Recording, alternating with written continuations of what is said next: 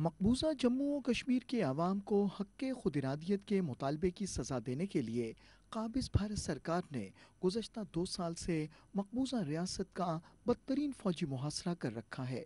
सियाहत के शोबे को मकबूजा रियासत जम्मू और कश्मीर की मईशत में रीढ़ की हड्डी की हैसियत हासिल है।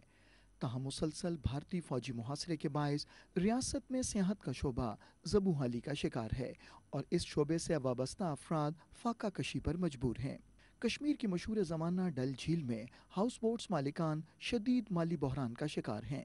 काबिज़ भारतीय हुकूमत ने इनसे रोज़ी रोटी छीनने के लिए इनकी हाउस बोट्स की मुरम्मत पर पाबंदी आयद कर दी थी।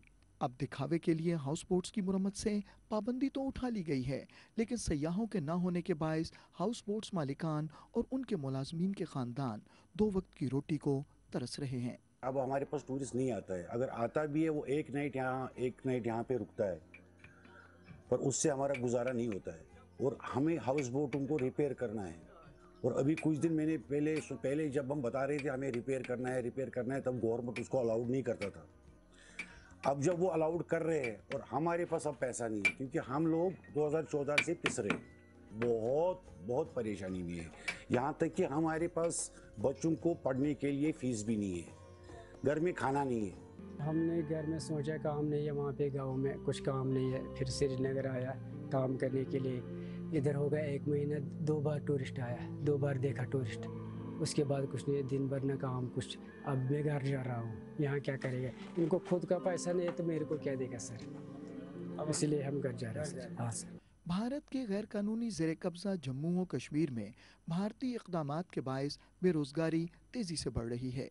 पढ़े लिखे नौजवान रोज़गार न मिलने के बायस परेशान हैं। आज आप देखिए बेरोजगारी का आलम इतना बढ़ चुका है जम्मू कश्मीर के अंदर।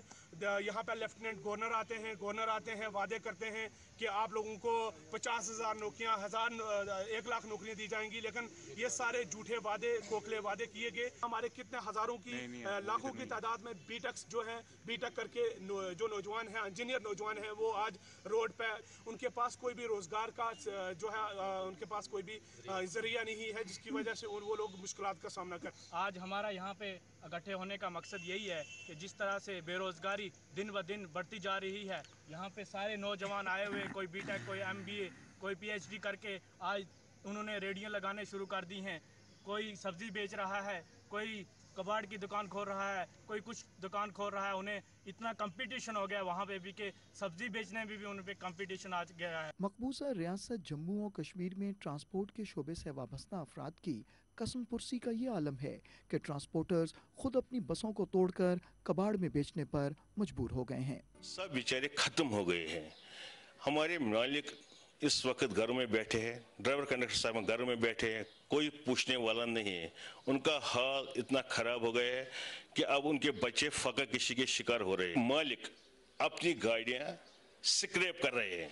स्क्रैप इसलिए कर रहे हैं, परसों एक मालिक 2007 मॉडल गाड़ी स्क्रैप की क्योंकि उसके अयाल के पास कुछ नहीं था। इस लॉकडाउन की बात नहीं है, अगर लॉकडाउन की हम बात करेंगे 2019 से लॉकडाउन चल रहा है। 2 साल में हमें खाली 5 महीने का काम करने को मिला है और उसमें भी रिसेशन इतना था, कहने की बात नहीं। बस वाले को अपने कंडक्टर, अपने ड्राइवर या अपने बाकी जो उसकी किस्त भरनी है या उसकी इंश्योरेंस करनी है, उसके लिए पैसा चाहिए, वो कहाँ से लाएगा। मकबूजा जम्मू और कश्मीर के ताजिर भी शदीद माली परेशानी का शिकार हैं। 370 से जब 370 हटाया गया और वो 35 से, तब से मुझे कम 1,70,00,000 रुपए मुझे अपने घर से देना पड़ा और इनको मुझे तनख्वाह देना पड़ता है अपने एम्प्लॉयज को। ये बेचारे गरीब लोग हैं, ये तो मतलब फिर किन काम करेंगे हमारे पास, मतलब जो हम